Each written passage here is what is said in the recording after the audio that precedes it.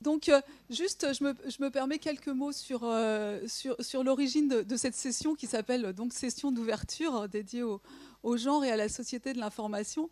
En fait, l'idée a émergé dans un dialogue intime entre, au départ, entre mes comment dire, deux fonctions, c'est-à-dire la chercheuse en informatique et puis la chargée de mission égalité femmes-hommes que je suis depuis peu.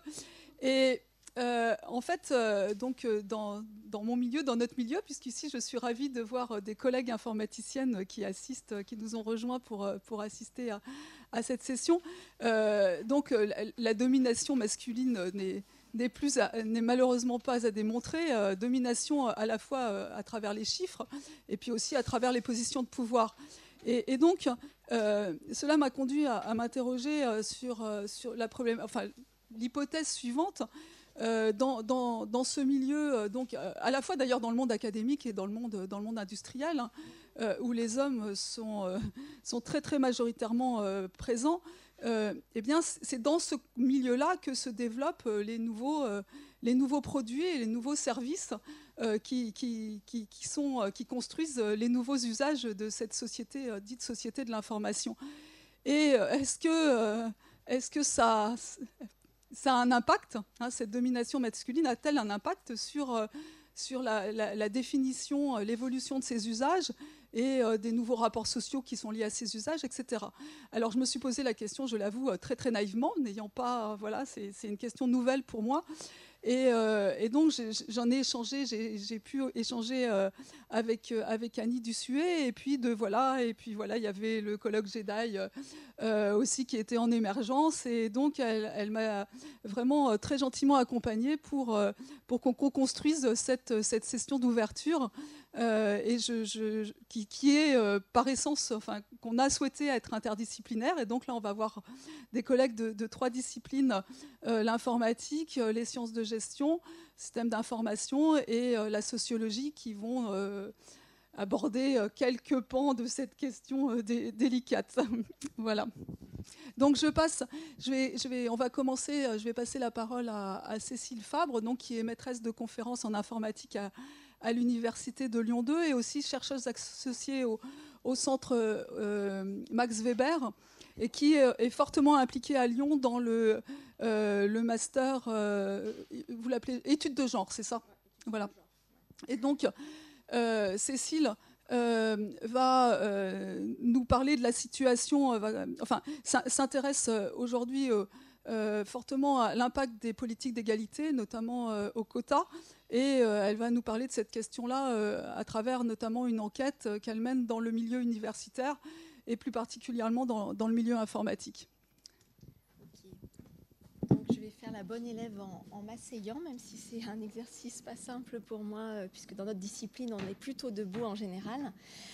Donc, je voudrais d'abord remercier chaleureusement Pascal pour cette invitation. On s'était croisés par un concours de circonstances à la conférence permanente des chargés de mission égalité, où j'avais été invitée par mon vice-président chargé des questions d'égalité à venir avec lui à Nice. Et c'est à cette occasion qu'on a pu se rencontrer, se revoir, parce qu'on est un peu dans la même communauté, on navigue dans plusieurs communautés, mais on arrive à se croiser.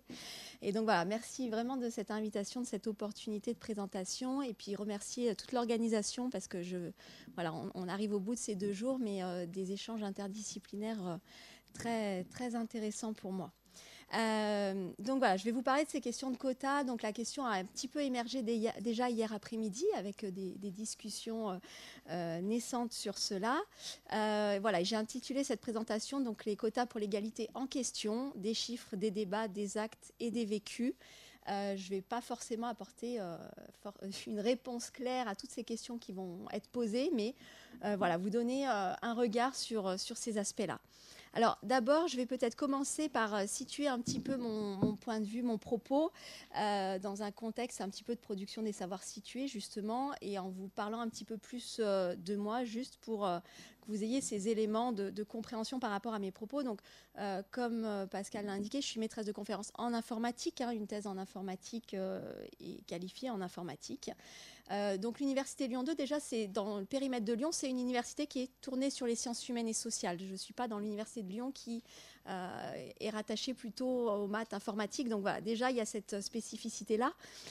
Et mon poste est rattaché, donc on est plusieurs informaticiennes et informaticiens dans ce cas-là, et dans mon poste est rattaché à une UFR d'anthropologie et de sociologie sciences politiques, donc on est 2 informaticiens, informaticiennes, enfin un informaticien et moi-même, et lui ne fait plus de recherche du tout en informatique. Donc du coup, voilà, il y a un positionnement un peu atypique déjà. Et dans mes affiliations en recherche, donc j'ai ce rattachement en tant que maîtresse de conférence dans mon laboratoire, donc le laboratoire ERIC, depuis mon recrutement en 2009. Hein, j'y avais fait ma thèse, mais depuis 2009 en tant que maître de conf. Et depuis l'année dernière, compte tenu des recherches qui étaient menées avec des collègues du centre Max Weber, il y a eu la volonté de pouvoir afficher on va dire cette collaboration qui voilà, peut prendre du temps des fois en termes de publication avec cette affiliation donc, comme chercheur associé. Et les questions de genre, finalement, c'est le pédagogique qui m'y a amené au travers de mon recrutement, parce que on va dire dans le comité de sélection qu'il y avait donc Laurent Stein qui a été à l'initiative de la création des masters genre sur Lyon, enfin de certains masters, le master égal et le master égalité, et qui m'a proposé d'intégrer cette équipe pédagogique, une équipe pédagogique pluridisciplinaire, donc avec de la sociologie, de l'histoire, de la démographie, de la psychologie, un grammairien aussi, donc mon attachement à l'écriture inclusive et dans mon oral à faire au mieux avec ça. Ça explique cela. Et donc, j'ai été amenée à construire des enseignements à la frontière de l'informatique, des statistiques et des études de genre, donc auto-formation aussi sur ces questions du coup, pour vraiment aller vers les enjeux, enfin, parler des enjeux méthodologiques aux étudiantes et aux étudiants, des croisements des approches quantitatives et qualitatives, et puis d'avoir une vraie réflexion, un questionnement sur les chiffres et sur leur production, comment ils sont utilisés, quel impact ça a, qu'est-ce qu'on choisit de dire ou de ne pas dire. Et donc avec des responsabilités pédagogiques croissantes, avec maintenant une co-responsabilité au niveau de la mention études sur le genre de Lyon, où il y a plusieurs parcours. Et notamment la responsabilité aussi du réseau EGAL, qui est un réseau de master international. Et plus spécifiquement aussi la question de la formation continue, puisque sur ces questions-là, les métiers du genre et de l'égalité, c'est quand même en devenir. Et donc, comment on peut des fois accompagner des personnes qui sont déjà impliquées professionnellement et qui vont avoir cette formation sur les études genre. Donc, c'est tout ça qui m'a amené à un moment donné à commencer à construire une réflexion sur ces questions. Et le point de départ, clairement, c'est vraiment une volonté de faire converger mes intérêts scientifiques avec qui quand même s'oriente de plus en plus sur le genre, avec mon ancrage disciplinaire. Donc ça, c'était le point d'entrée. Et finalement, j'y suis arrivée par le prisme de la scientométrie, donc tout ce qui est analyse notamment bibliométrique, avec tout de suite cet enjeu aussi de la question du politique par rapport à la scientométrie, qui n'est pas forcément évoqué par les collègues qui traitent des données bibliographiques. Souvent, on va vouloir développer des outils pour analyser, visualiser et pas toujours en ayant une perspective, en tout cas dans la communauté informatique, de toujours se poser les questions de ce que ça soulève. Et donc, moi, c'était vraiment d'avoir une idée de, pas une posture d'évaluation forcément de la production des savoirs, mais plutôt voilà, de s'intéresser à qui participe à cette production scientifique, qui l'évalue. Et le travail a commencé par un focus sur la représentation femmes-hommes de données bibliographiques. En fait, ça a été le point d'entrée.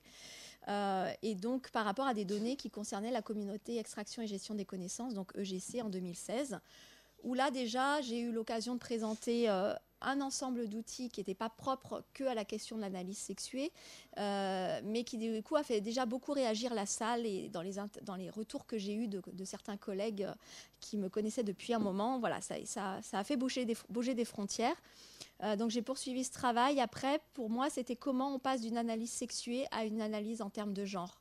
Et de bien avoir cette distinction-là, parce qu'on voit beaucoup fleurir des travaux sur gender studies, sur les données bibliographiques, mais où souvent, il y a la variable sexe et on ne va pas forcément au-delà. Donc c'était de voir comment moi, avec mon ancrage dans le master où je côtoie plein de disciplines différentes et où il y a une culture du coup de ce que ça veut dire ces études de genre, de pouvoir amener ça aussi dans l'analyse. Et donc jusqu'à préciser ce sujet par rapport au quota qui a émergé du coup petit à petit. Et forcément, a priori, en sciences humaines et sociales, je trouve que souvent, le rapport à l'objet de recherche est beaucoup plus marquant des fois que j'ai pu l'avoir en informatique. Et donc forcément, mon parcours personnel et les retours que j'ai pu avoir m'ont amené à ce sujet-là. Voilà. Donc l'objectif de cette présentation, c'est pour moi de vraiment questionner ces quotas. Voilà, dans quelle mesure ça peut être un frein ou un levier à l'égalité professionnelle, au-delà de l'affichage d'une politique d'égalité. Puisque souvent, cette mise en place des quotas, elle se fait sans forcément que ce soit accompagné par un discours qui permette voilà, de justifier cette démarche-là. Et voilà, au-delà d'avoir un débat, on va dire, à la fois sociétal, mais aussi dans les milieux féministes, voilà, avec des perspectives qui viennent en confrontation quand même sur ces mises en place, de partir vraiment d'une enquête plutôt exploratoire, donc qui est en cours de déroulement. On est vraiment je suis sur le démarrage parce que voilà, il faut du temps pour tout ça. Mais voilà, au-delà de ce débat, de voir ce qu'il en est de cette mise en œuvre des quotas et donc de me focaliser sur l'enseignement supérieur à la recherche et le domaine de l'informatique, puisque du coup, voilà, je vais expliquer, mais cette masculinisation forte de ce domaine-là induit un certain nombre de choses par rapport à ces quotas. Donc je vais commencer par présenter quelques, voilà, comme s'intitulait ma présentation. Donc il y avait des chiffres, des débats dans une première partie. Je vous parlerai un peu aussi après d'une perspective des actes et des vécus, avant de fournir quelques éléments d'analyse qui me paraissent importants par rapport à cette question. Et puis bien sûr une conclusion et des perspectives. Je vous en prie. Alors, donc je mets ici le temps est compté, mais je mets ici une référence qui est assez récente, donc de 2017 du coup, dans le cadre du bulletin de la Société informatique de France, de la CIF, qui a été un travail de recensement un état des lieux de l'enseignement supérieur et la recherche dans le domaine de l'informatique. Donc voilà, je vous invite à consulter si ça vous intéresse. Et là, j'ai juste repris, alors ça apparaissait pas comme ça chez moi, mais on voit les couleurs. Voilà, donc on avait donc des chiffres et des graphiques qui sont issus en fait d'un travail qui a commencé là au niveau du CNU de la section 27, qui avait été préparé à l'occasion de la journée CIF, justement casser les codes. Donc je m'excuse pour le code couleur, parce que quand je fais mes cours, la première chose que je dis aux étudiantes et aux étudiants, c'est qu'il faut déconstruire les stéréotypes de couleur, de genre. Et là, j'ai pas pu changer les couleurs par rapport aux documents que j'avais. Donc voilà, donc c'est vrai que pour moi, c'est important. Voilà, c'est pas rose. Et il se trouve que c'est les couleurs par défaut d'Excel aussi, donc vigilance là-dessus. Voilà. Et en même temps, on est dans, non pas l'inverse des stéréotypes, parce que là, sinon, on nuit aussi, bien sûr, à la compréhension. Donc sur les enseignants-chercheurs, en fait, la section CNU 27, ça correspond à la section CNU 27, c'est, on va dire, la plus grosse section en matière de nombre d'enseignants-chercheurs qui sont, puisqu'on est à plus de 3400 enseignants-chercheurs sur l'ensemble de la France. Donc c'est la grosse section quand même au niveau du CNU. Et on est sur, du coup, un rapport de 30-70, en gros. 30% de femmes, 70% d'hommes. Bien sûr, avec quand même au niveau des profs encore un peu moins. On est sur du 20-80, pardon. Voilà. Et donc, ce constat chiffré pour vous dire que forcément, quand on pose la question des quotas, eh ben, c'est quand même des éléments à prendre en compte de qu'est-ce qu'on va mettre en place comme quota par rapport finalement à cette réalité qui est les chiffres de représentativité par rapport aux différents corps. Donc, dans ce contexte-là, finalement, qui est général, on veut de l'égalité professionnelle, on a différents éléments quantitatifs. Là, je vous ai parlé des corps et des grades. On peut avoir des éléments sur les publications. L'analyse de publications, c'est très... Avec maintenant, en plus, tout ce qui est données ouvertes, il y a moyen de faire des choses.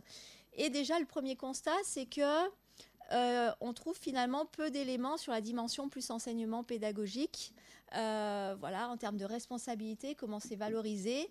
Et donc déjà, là, il se pose vraiment une question par rapport à ce métier d'enseignante chercheure, qui est sur toutes ces facettes-là, qu'est-ce qui se joue par rapport à ces facettes multiples qui sont forcément implicitement hiérarchisées et différemment valorisées, y compris en termes d'évolution de carrière. Donc c'est vrai que ce n'est pas anodin en termes de disponibilité des chiffres. Alors, ce travail-là, il s'inscrit du coup par rapport à différents débats, donc à la fois la question de la controverse des quotas, qui est l'enjeu d'assurer quand même une forme notamment de mixité dans différentes instances, avec forcément des résistances qui traversent à la fois, bon, comme je l'ai dit, au niveau des milieux féministes, mais cette question, on a commencé à l'aborder hier, d'une stratégie un petit peu qui renvoie aussi au sexe plus que à autre chose. Et du coup, c'est vrai qu'on voit quand même, même si certainement la plupart d'entre nous ici font très attention, la perduration de la dénomination de discrimination positive qui déjà induit une certaine coloration par rapport à cette politique-là, plutôt qu'action positive par rapport à la traduction qu'on pouvait en faire anglo-saxonne. Et donc, forcément, déjà un oubli ou un déni qu'on est dans un contexte de rattrapage par rapport à des inégalités qui sont d'ores et déjà installées. Donc une controverse aussi par rapport à un renforcement de bicatégorisation. Donc on a commencé aussi à en dire des bribes là aujourd'hui, mais voilà, cette question de femmes-hommes, et puis c'est tout, et qui pose débat et questions aussi. Une problématique aussi par rapport à ces quotas de tension qu'on peut avoir entre une dimension collective et une dimension individuelle par rapport à la question d'égalité professionnelle. Donc j'aurai l'occasion d'y revenir plus en détail par rapport à l'informatique, mais dans le contexte d'enseignement supérieur à la recherche et des différentes facettes, justement, il y a un enjeu fort de comment on est assigné à cette injonction au collectif aussi, comment c'est vécu de manière différenciée. Et puis se pose forcément la question de quels chiffres on va utiliser pour ces quotas. Quand on a un contexte de 30-70, si je prends l'ensemble, en moyenne sur l'informatique, est-ce que voilà, il y a une question de représentativité, mais si on est dans une représentativité, on ne fait pas bouger les choses. Est-ce qu'il s'agit d'aller plus vers un peu plus de mixité pour faire cet effort-là? La question de la parité, où on en est très loin par rapport à ces questions de représentativité, où donc ça va poser un certain nombre de problèmes. On a vu aussi émerger dans certaines situations, dans les comités de sélection notamment, d'avoir au moins une personne du sexe le moins représentée. Donc voilà, toutes ces questions-là, elles traversent finalement cette problématique de mise en place de politique par les quotas. Donc ça, c'est un premier constat. C'est ce travail, il s'inscrit par rapport à cette controverse-là, forcément d'une façon un petit peu par rapport à une mise en œuvre au-delà de toutes ces questions-là.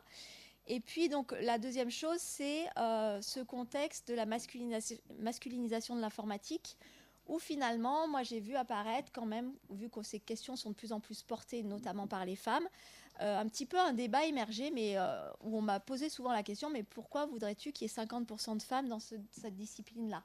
Et là, du coup, on se trompe de question. C'est-à-dire que la question, c'est pas d'avoir forcément 50% de femmes dans ce domaine-là, c'est si ces chiffres sont ce qu'ils sont, qu'est-ce qui amène à ces chiffres et où se situe une vraie liberté d'aller vers ce domaine-là si on a envie d'y aller, et à quel point ces chiffres-là sont le constat d'autres problèmes que juste d'avoir un objectif chiffré de résultat, qui est souvent les politiques de quotas. On veut avoir ce chiffre-là. Et donc, c'est pas anodin. Et on voit donc ce débat-là, il rend compte finalement d'un débat plus général dans la communauté, qui renvoie à une dimension sociale, à quel point le choix du type d'études est basé sur des représentations sociales, donc avec des stéréotypes. On a vu beaucoup la question le stéréotype du geek, la question alors moi ça m'est renvoyé mais tellement régulièrement, y compris auprès de personnes de la société, voilà, je suis une femme plutôt souriante, plutôt avenante, et du coup je suis une fausse informaticienne. C'est pas possible que je sois une informaticienne en fait. Et voilà, donc c'est vraiment dans les représentations sociales, il y a quelque chose de cet ordre-là qui est délicat. Une dimension quand même de resituer cette masculinisation dans une dimension historique. La situation, elle se détériore clairement. Et forcément, on a vu une invisibilisation des femmes qui ont contribué à l'informatique dans l'histoire, clairement. Donc ça, c'est aussi un élément qui est important. Et puis, de resituer cette masculinisation de l'informatique dans une dimension spatiale et culturelle. C'est-à-dire je vous ai donné là les chiffres au niveau de la France. Ce n'est pas le cas dans tous les pays. Alors, c'est le cas dans beaucoup de pays, mais pas dans tous les pays. Et si on prend l'exemple, par exemple, de la Malaisie, on a une situation où on a 65% d'étudiantes en informatique, où 7 femmes sur 10 sont dans l'enseignement au niveau des profs. Donc, il y a quand même aussi cette dimension de comment on arrive à ces représentations-là et à ces faits-là.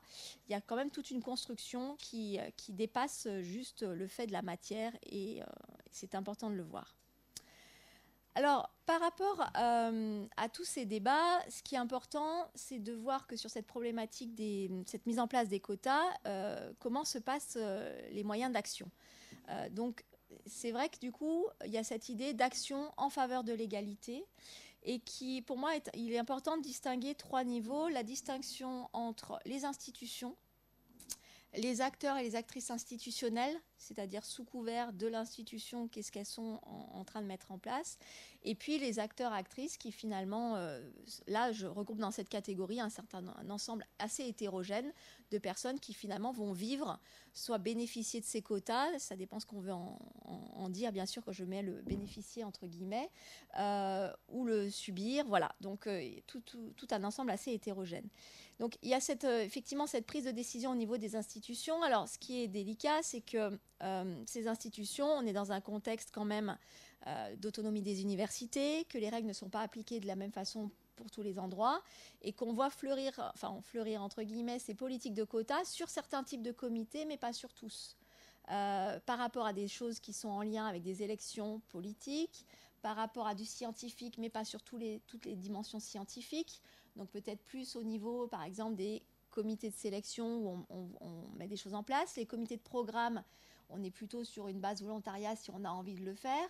Voilà, donc il y a tous ces champs possibles qui finalement sont pas unanimement investis par ces politiques-là. Donc ce qui me paraissait important, c'est de voir, voilà, il y a le rôle des institutions, les acteurs, actrices institutionnelles, c'est important de les prendre en compte. Donc là, je nommais notamment la question des chargés de mission égalité dans les établissements, parce que c'est quand même une obligation légale, donc il y a une mission qui est importante, mais avec du coup une visibilité, une activité plus ou moins importante, parce que c'est comment on attribue des moyens à ces missions-là et à ces chargés de mission, comment on accorde du temps pour entreprendre des choses dans le cadre de ces missions, et c'est pas anodin à ce niveau-là non plus. Et donc, dans ces mises en place de quotas comme politique d'égalité, pour moi, c'est vraiment l'enjeu de cette question complexe, multifacette, multi-acteurs, actrices, qui est difficile, qui n'est pas si simple à cerner dans ce contexte-là. Et forcément, il y a beaucoup d'éléments qui sont à approfondir de ce point de vue-là. Donc moi, ce qui m'a intéressée, c'est d'entrer par la question des vécus et d'entamer cette enquête un peu qualitative par entretien qui commence et qui commence aussi avec beaucoup d'échanges informels finalement. Depuis, voilà, j'ai entendu un certain nombre de choses. J'entendais des choses peut-être différentes jusqu'au moment où j'ai fait une présentation qui parlait d'analyse sexuée, où quelque part il y a une impression pour la communauté, enfin moi c'est comme ça que je l'ai ressenti vu les retours que j'ai eus d'affichage d'un espèce de coming out féministe en fait, qui était assez, qui était assez déstabilisant pour le coup. Et du coup, ce qui est intéressant, c'est d'abord pour moi la question des professeurs femmes en informatique. On est sur du 20-80 et du coup, c'est pas anodin de comment peuvent être vécus ces quotas. Il y aura l'enjeu après d'aller plus vers la question des maîtresses de conférences aussi. Ça sera important d'aller vers les hommes pour voir aussi ce qu'il en est dans ce vécu-là, de comment c'est joué. Et puis, là, on est vraiment sur du coup des dimensions plus individuelles de personnes, de comment sont vécues ces politiques d'égalité.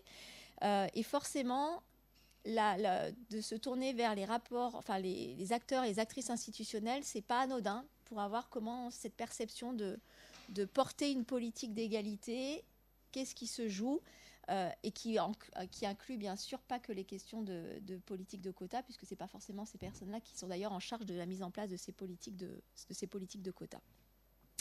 Donc là, je voulais venir vers quelques éléments d'analyse qui ressortent de ces... Voilà, c'est vraiment les résultats préliminaires, après juste quelques échanges informels et le démarrage des entretiens.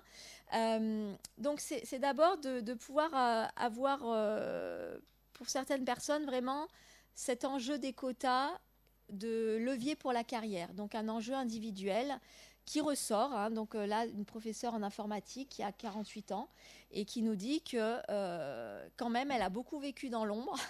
Donc voilà, un contexte familial avec des enfants et que du coup, c'est intéressant pour elle d'aller faire des COS et qu'en fait, la visibilité qu'elle acquiert par le fait qu'il y ait des quotas, ça va rendre... les personnes vont s'intéresser à aller chercher des femmes, à s'intéresser un peu plus à des femmes qui sont dans leur thématique, etc. Et du coup, il y avait vraiment cette idée qu'elles pouvaient participer à des causes, que cette visibilité, elle était quand même due à cette mise en place des quotas et que du coup, clairement, elle nous dit que dans le bon sens du terme, ça lui permet de constituer aussi un réseau professionnel et que ça a un effet positif pour elle. Donc, il y a vraiment cette idée de gagner en visibilité et qui est accentuée parce que, clairement, cette visibilité, elle se gagne des fois aussi par rapport à assister à des conférences nationales, internationales. Et que là, quand on voit l'articulation avec les temps de vie, l'organisation familiale, ou dans le cas où il y a des enfants en bas âge, etc., il y a quand même clairement, des fois, ce vécu dans l'ombre, il s'explique par cette dimension-là. Et donc, ça peut permettre d'acquérir cette visibilité pour certaines, au-delà des travaux de publication qui sont écrits, mais qui, des fois, ont du mal à arriver jusqu'à des personnes, jusqu'aux hommes notamment. Mais on entend aussi, j'ai pu entendre aussi, dans cette dimension toujours individuelle de carrière, que les quotas pouvaient finalement constituer un frein. Et là, pour moi, c'était assez marquant d'avoir le retour d'une professeure qui clairement m'a dit les choses comme ça. Avant les politiques de quotas, j'étais contactée parce que j'étais compétente. Et maintenant, la plupart du temps, je suis contactée parce que je suis une femme et qu'ils ont besoin de femmes dans les comités pour les quotas, en fait. Et du coup, c'est très violent finalement à vivre parce que du coup, il y a... ça dépend des tranches d'âge que l'on a, mais pour une personne là qui a vécu cette transition finalement avec une reconnaissance qui était là et qui finalement ne transparaît plus dans la façon dont on l'aborde pour la solliciter pour des comités de sélection. Et là, il y a vraiment cette idée que ces quotas qui sont mis en place, donc notamment sur les comités de sélection, il y a la raison pour laquelle on est sollicité et on est ramené à notre sexe plutôt qu'aux compétences. Et ça, c'est vrai que c'est une vraie difficulté et qui s'accentue dans la mesure où ces politiques de quotas ne sont pas finalement mises en place avec un accompagnement de pourquoi elles sont mises en place et de justifier. On a juste ces impositions de chiffres qui peuvent être un vrai casse-tête dans la constitution des comités avec des règles multiples qui n'ont pas que trait au sexe, mais du coup, c'est pas anodin. Et donc, forcément, ça renvoie après à des problèmes de légitimité, de confiance en soi, donc, qui traduisent vraiment aussi la question de la construction sociale et de l'éducation que reçoivent un certain nombre de jeunes filles, de comment se fait cette socialisation par rapport aux filles. Et donc, d'avoir aussi la question de la réaction des hommes, comment ils se positionnent par rapport à ça, qui est pas anodin et qui, du coup, sur un vécu individuel, même s'il y a une volonté d'égalité globale et qu'il y a peut-être un collectif à penser, individuellement, c'est compliqué. Et du coup, on voit apparaître notamment sur ces comités de sélection, mais pas que, sur des conseils multiples, sur des évaluations, des sursollicitations de certaines femmes qui, à un moment donné, vont être identifiées, donc vont être de plus en plus visibles, et qui, du coup, a un effet d'accentuation de ce phénomène-là qui n'est pas du tout anodin, et qui fait que j'ai certaines personnes qui m'ont confié, à un moment donné, le nombre de maximum de comités de sélection était à 5, et ce nombre limite a été levé. Et j'ai un certain nombre de collègues qui m'ont dit que quand ils étaient sollicités, plein de personnes ne savaient pas que ce nombre de 5 avait été levé, cette limite de 5 avait été levée, et certaines femmes ont cherché à ne pas communiquer sur cette limite qui avait été levée pour se préserver, finalement se protéger, parce que sinon c'est sans fin, et qu'il y a une pression qui s'installe, parce que si tu viens pas, on ne pourra pas faire les choses, quoi. Donc il y a cet effet-là dans les discours qui peut revenir. Et donc on a finalement cette sursollicitation qui induit un frein à la carrière individuelle. Et que du coup, ce plafond de verre qui, normalement, la mise en place des quotas pour accéder à des choses, souvent qui peut être mobilisé pour accéder à des postes à responsabilité, à des instances de décision, et donc casser ce plafond de verre, et là, finalement, on se retrouve avec une situation par rapport à ce métier, dans ce contexte-là de sous-représentation des femmes, avec une représentation, donc cette représentation non équilibrée, par rapport au domaine et par rapport au corps va faire qu'il y a beaucoup de sollicitations et que du coup on a moins de temps pour faire de la recherche, mener des projets, publier, donc sur les tâches qui sont elles-mêmes valorisées par rapport à la carrière, donc moins de publications et du coup un impact négatif, notamment sur les promotions, etc. Donc voilà, donc je vais essayer d'avancer un petit peu. Donc la question vraiment qui se pose, c'est finalement ces quotas, est-ce qu'ils sont productifs ou contre-productifs d'égalité en informatique? Et donc on a, là j'avais refait une petite synthèse, mais ce gain de visibilité, mais en même temps toute cette difficulté de sursollicitation, d'implication différenciée face aux injonctions au collectif aussi, hein, et du coup de cette ambivalence de la sollicitation. Donc pour conclure, du coup pour moi c'est vraiment ces résultats, ces premiers résultats, ils démontrent vraiment que la mise en place de politiques de quotas au-delà du débat de fond n'est pas une question facile. Donc le débat de fond il existait, voilà, et dans la pratique c'est compliqué, avec des conséquences positives et négatives. Ce qui est important aussi c'est de savoir de quelle égalité professionnelle on parle. Dans ce domaine-là, dans ce champ-là. Finalement, quel est l'objectif derrière cette mise en place de quotas? Qu'est-ce qu'on cherche à avoir? Et à prendre en compte cette spécificité sans doute de la carrière académique d'enseignant-chercheur. Et est-ce que c'est vraiment une spécificité? Mais ça fait débat aussi. La question de la dimension individuelle collective est très importante parce que du coup, cette implication dans le collectif des femmes, il n'est pas anodin, notamment aussi par rapport à la socialisation que l'on peut observer sur cette implication. Et bien sûr, ce qu'on constate et qui avait été souligné notamment hier, c'est finalement ces effets et ces résultats des politiques de quotas, c'est complètement absent dans le champ, à ma connaissance. On s'intéresse peu finalement dans notre milieu à finalement ce que ça produit. Donc, en termes de perspective, pour moi, c'est vraiment cette poursuite par rapport à cette dimension d'approfondissement sur les dimensions individuelles et collectives, et aussi de considérer le champ de l'informatique comme une variable d'analyse. C'est-à-dire que, a priori, on n'observera pas la même chose dans les différents sous-domaines de l'informatique, sous-domaines avec des guillemets. Par exemple, les systèmes d'information sont un domaine qui est beaucoup plus féminisé comparativement au domaine du réseau. Donc là, c'est aussi comment on va plus en détail dans cette discipline-là. De voir aussi quels sont finalement les périmètres vraiment qui sont couverts et non couverts par les quotas.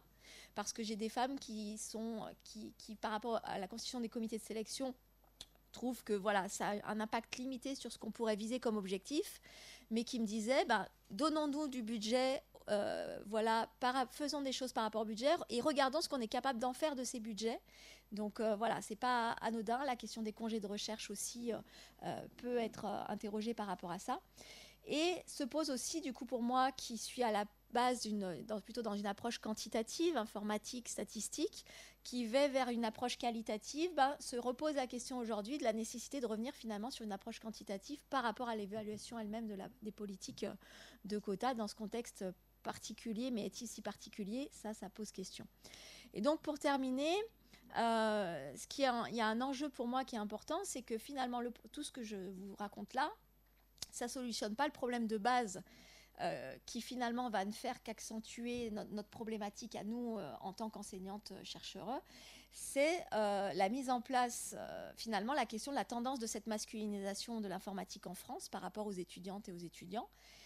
Donc se pose la question d'un travail fort de fond sur le sexisme à faire. Là, on a vu dernièrement encore, je ne veux pas faire de la publicité pour des écoles, voilà, mais des choses qui remontent en termes de sexisme qui est très violent pour les filles qui font de l'informatique.